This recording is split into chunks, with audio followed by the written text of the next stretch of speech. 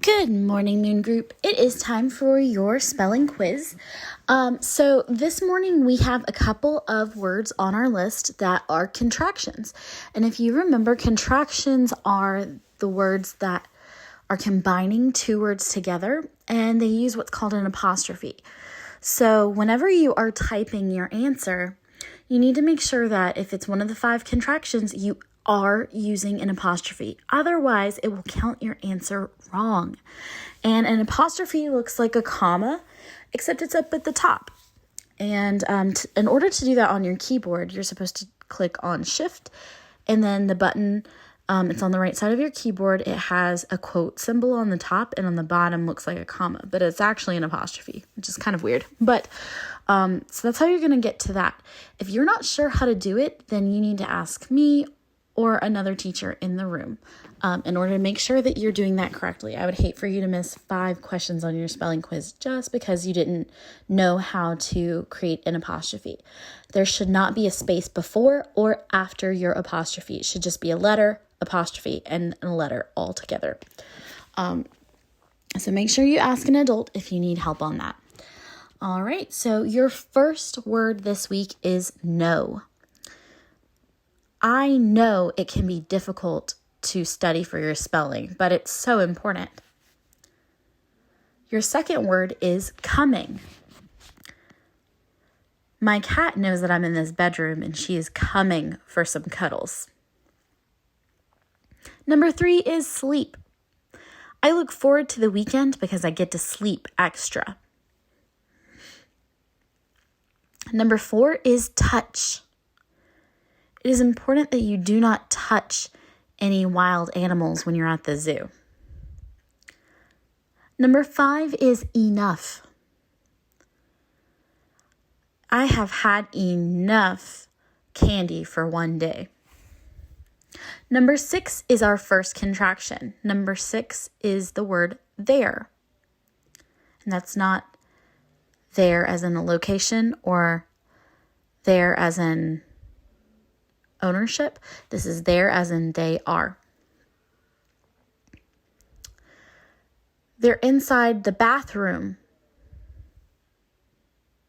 Sorry, that was a short sentence. It's just what popped out of my head. All right, number 7 is it's. It's hard to type and think at the same time. Number 8 is she's. She's going to be back on Monday.